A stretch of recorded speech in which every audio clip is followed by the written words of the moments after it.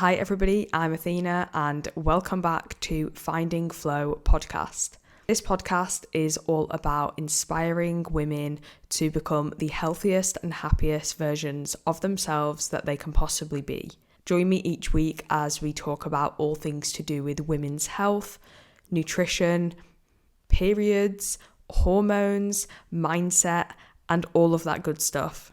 If you enjoy the podcast and you find it really helpful, then I would absolutely love for you to support me by leaving me a rating and review on Apple Podcasts and also a rating on Spotify.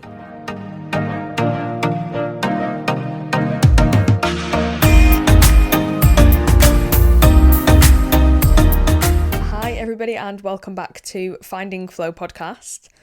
Today I wanted to talk all about extreme hunger and dealing with extreme hunger when you are going through hypothalamic amenorrhea recovery, because this is an issue that so many people who are going through recovery will deal with, whether they deal with that sort of just at the start of their recovery or whether it's something that continues with them throughout several months of their recovery.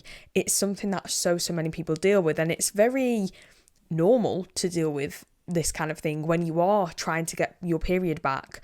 It's also very normal during eating disorder recovery, but I'm going to focus sort of more on hypothalamic amenorrhea recovery in this episode, although a lot of the things that I'm saying are basically the same thing.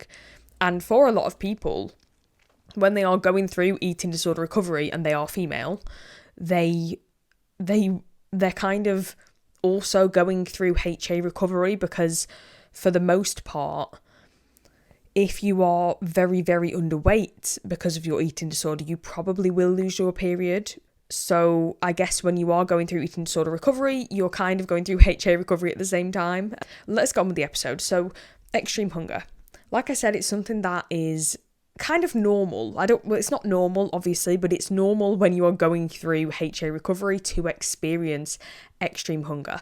So firstly, if you are going through extreme hunger and you feel like you just cannot get full, you're constantly feeling hungry, please don't worry too much about it, because you're not on your own. I know it can be a huge cause of anxiety for many people, especially if you do have an eating disorder or disordered eating background, where you have previously restricted. It can be very anxiety provoking to be so hungry and not feel satiated at all, no matter how much you eat. It can happen at any point in the recovery process, and the length of time that you feel extreme hunger will vary based on a number of different factors, based on, your past, how long you've had HA, the way you are going about your recovery, the kind of food you eat, your genetics, your personality, your preferences. There are so many different things that come into play when it comes to extreme hunger and how you experience that extreme hunger. For some people, extreme hunger might only last a couple of weeks. For others, it might last several months. There is no predicting that. For some people, it starts on day one of recovery. For other people, it might not even happen at all. So it is so different, and that's why it's kind of difficult to address questions about extreme hunger. I have actually had a lot of questions about this in the past when I've spoken about my eating disorder and recovery and that kind of thing. I've had a lot of people messaging me who are worried about the fact that they're eating more, they feel more hungry despite the fact they are eating more, and they're also worried about bloating, water retention, and all of the negative things that come with eating more and feeling really hungry.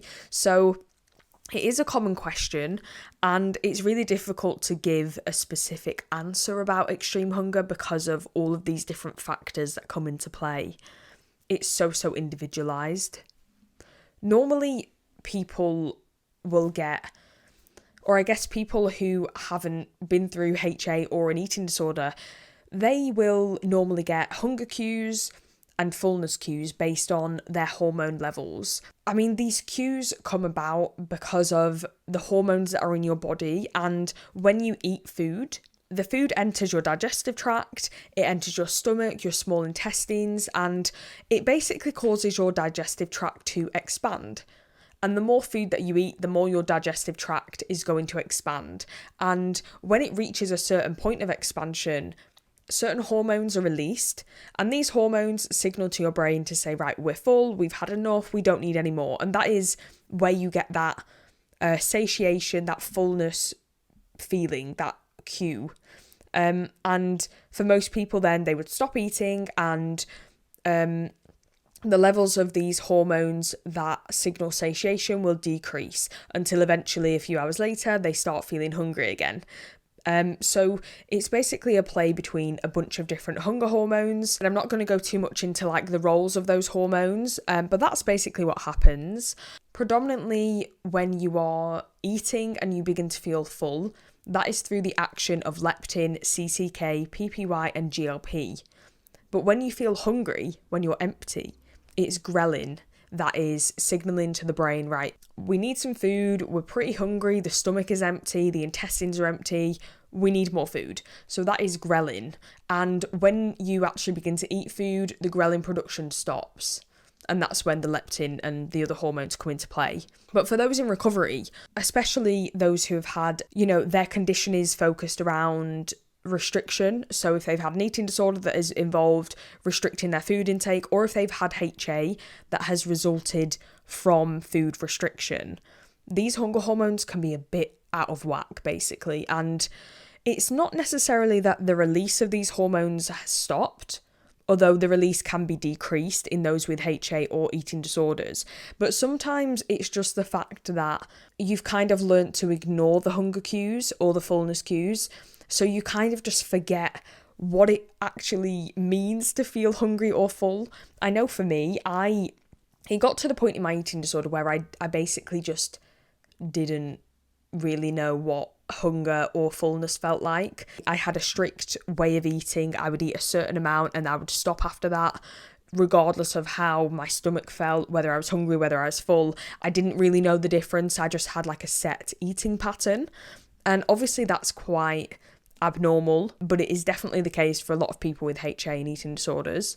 A lot of the time when the digestive system is a bit messed up, the stomach can empty more slowly, and that is a condition called gastroparesis. And it does this because it's trying to get as much energy out of that food as it possibly can, because the body's in a bit of a starvation state, and it's basically like whatever food we get, we need to get as much energy as we can, because who knows when we're going to get our next meal. Even if you are going through HA recovery and you have increased your food intake, your stomach might still be emptying things very slowly because it doesn't quite trust you yet. It's still sort of traumatized from your restriction during HA, so it can take a bit of time for your stomach to trust you, I guess, when you have started HA recovery. When you do start to eat more, your digestive system will eventually catch up, and this can lead to your hunger hormones and your fullness hormones sort of balancing out again, and you can start experiencing real hunger and fullness cues. However, when you are going through HA recovery, this process can take a lot of time, and when you start to increase your intake a little bit more, your brain and your body sort of go a little bit into overdrive. And they're basically like, oh my God, we're getting more food. This is crazy. We need more of this. And because you've been in a state of restriction for so long, when you eventually start incorporating more food into your diet, your brain sort of bumps up the production of hunger hormones, because it's, like I said, it's in that starvation mode. So when you give it a little bit of food, it wants more. And that can often be quite anxiety provoking for people going through HA recovery, because, you're so used to eating a strict way and ignoring your hunger cues that when you start eating more, you think, right, well, I'm probably going to feel less hungry because I'm eating more now. But it's actually the opposite that happens a lot of the time. You start feeling even more hungry because your brain is like, right, we need more. We need to make this person feel really, really hungry so she continues to feed us all of this food that we've been missing for so long. And like I said, this can be a really big cause of anxiety for people with HA, because they worry that they're sort of losing control. And again, that's something that a lot of people with eating disorders also feel as well. But don't worry, extreme hunger will stop. It might take several months, but it will stop eventually, and you will start to eat more intuitively. You're not going to feel so hungry all the time forever. It does stop. And the answer is never, never, never to restrict again. Even if you feel anxious for eating more and you're worried about feeling so hungry 24/7, the answer is never to go back to your old ways, because you will know if you've been through HA or an eating disorder, that way of living is not optimal. It's not a happy way to live your life. And the reason that you are, I guess, listening to this podcast or consuming any content around HA recovery, the reason why is because you want to recover. So you do sort of have to just sit with your extreme hunger and just get through it, because it will stop. But at the end of it, you're going to have such a better life and a lot more freedom around food.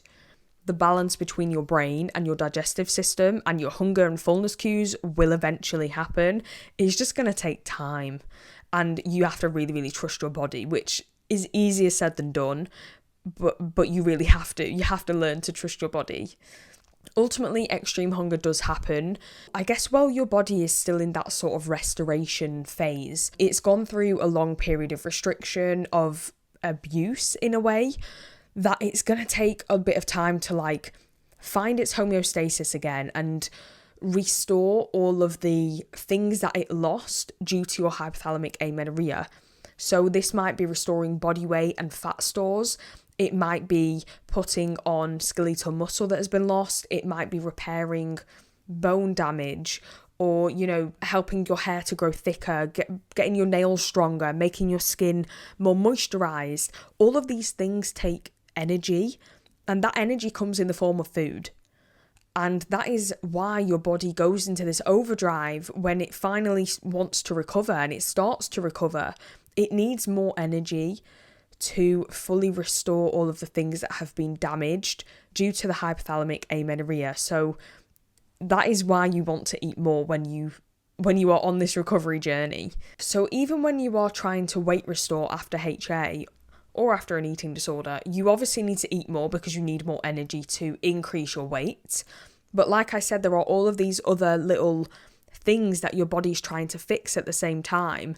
It's like you need the extra food to put the weight on, but then you need even more food to restore all of these other things at the same time. And the reason that you have that extreme hunger is because your body is using the extra food that you're already eating to gain a bit of weight, because you need to gain weight in order to get your cycle back a lot of the time. Not always, but a lot of the time. So it makes you sort of crave more food so that you will eat more and give your body more energy to restore the bones, the nails, the hair, the muscle at the same time. I feel like I'm not really explaining this very well, but hopefully you understand what I'm trying to say. Basically, there are so many different things that are being restored and repaired at the same time that your body is stimulating this extreme hunger so that you eat more and you give the body the energy that it needs to perform all of these repairs. So I guess that kind of leads me to the end of the podcast today. I really hope that if you are going through extreme hunger, that you will listen to this episode and you will get some kind of comfort from the episode. Extreme hunger it's something that is very normal to experience during HA recovery, and it's not something that you should feel too anxious or worried about, even though it is a very anxiety-provoking thing to go through. It's actually a good sign. It's a sign that your body is finally starting to repair itself and it's starting to restore all of these different things that have been lacking for so long. So treat it as a good sign, and it's not going to last forever. I know it's easy for me to just sit here and tell you that, but you might be thinking, well, what if it lasts forever for me? Trust me, it won't. It just takes time. For me, I thought my extreme hunger would last forever. I used to be that person who would get up at like 3 a.m. because I woke up and I was starving hungry and I could not get back to sleep unless I ate. It used to be a regular thing for me to brush my teeth, get into bed, and then I would be lying there for like an hour on my phone. And I would be lying there for like an hour on my phone and then just before I started to go to sleep, I would be like, oh, I'm a little bit hungry, So I would get up again at like 11 p.m. and eat even more. And that was during the time that I was eating more than normal anyway. So I was eating like extra, because I was so hungry, and it was like physical hunger. It wasn't even mental hunger. It was like physical stomach rumbling, stomach cramping, that kind of hunger. And I thought, oh my God, am I going to be doing this forever? Because this is really annoying. Like having to get up at 3 a.m. is just annoying, to be honest, when you just want to go back to sleep. But that was my body's way of saying, right, we need more energy because we're trying to restore a lot of things right now. And I listened to it and I honoured that hunger, and it wasn't always easy. And a lot of the time I felt very out of control. I felt like I just want my body to be normal again. I just want to eat normally and not at 3 a.m. But eventually, it did stop, and I had extreme hunger for like months. So for me, it did last a long time compared to some other people who only have it a couple of weeks. But, I trusted my body, I gave it the energy it needed, and eventually my hunger started to balance out a bit more. And it will do the same for you, but it's just going to take time and trust and patience. I really hope this episode was helpful. Please connect with me on Instagram at Finding Flow Podcast. Leave the podcast a rating and review on Apple and Spotify if you enjoyed, and please make sure to follow or subscribe on whichever podcast platform that you use. Thank you for listening, and I'll see you in the next episode.